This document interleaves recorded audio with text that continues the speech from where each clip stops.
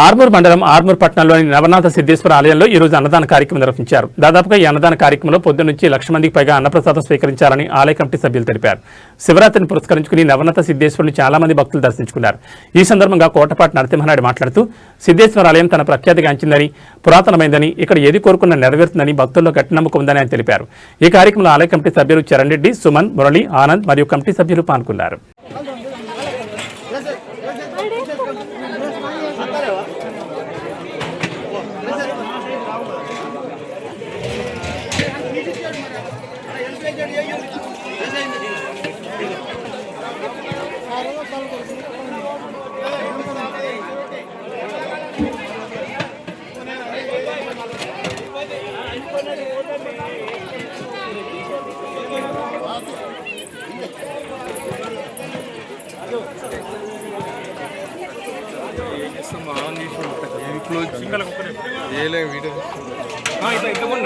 అట్లా అటు సైడ్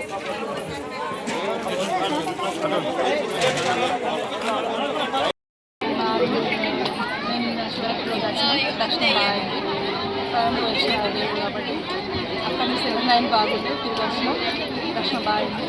హ్యాపీగా మాకు ఇవాళ అన్నదానం దర్శనం సోమవారం వస్తాము, దర్శనం చేసుకుని వెళ్తాము. మెట్ల నడకన వస్తాం మేము ప్రతిసారి. అన్నప్రసాద కార్యక్రమాలు మంచిగా బాగా ఏర్పాటు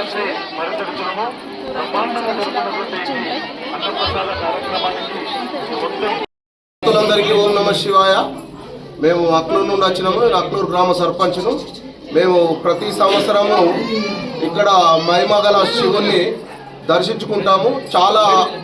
ఇక్కడ చాలా మంచి ఏర్పాట్లు చేసినారు. ఇప్పటికే ఒక 50,000 మందికి పైగా దర్శించుకోవడం జరిగింది. ఇంకా చాలామంది భక్తులు ఉన్నారు. వారికి కూడా దర్శనం అందించేలా ఇక్కడ ఉన్న సిబ్బంది, ఎవరైతే ఈ గుడి కమిటీ వాళ్ళు ఉన్నారో చాలా చక్కగా మంచి ప్రోద్బలంతో భక్తులందరికీ ఎటువంటి హాని కాకుండా మంచి దర్శనాన్ని కలిగిస్తున్నారు.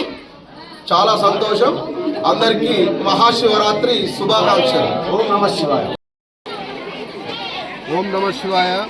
ఈరోజు ఆర్మూర్లోని చరిత్రాత్మక ప్రసిద్ధమైనటువంటి సిద్ధుల గుట్ట, నవనాథ సిద్ధుల గుట్ట మీద మరి శివాలయం, అదేవిధంగా రామాలయం దర్శనం కోసం మహాశివరాత్రి సందర్భంగా మరి ఆర్మూర్ ప్రాంతాల నుంచే కాకుండా మొత్తం ఉత్తర తెలంగాణలో నుంచి చాలా ప్రాంతాల నుంచి కూడా ఈరోజు దర్శనానికి వచ్చిర్రు.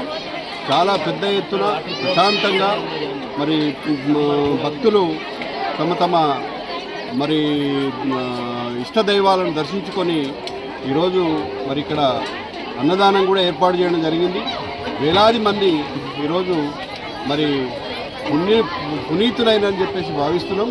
ఈ ఆర్మూరు సిద్ధుల గుట్ట నిజంగా కూడా చాలా మరి ఒక టూరిస్ట్ ప్లేస్గా ఈరోజు రూపాంతరం చెందింది.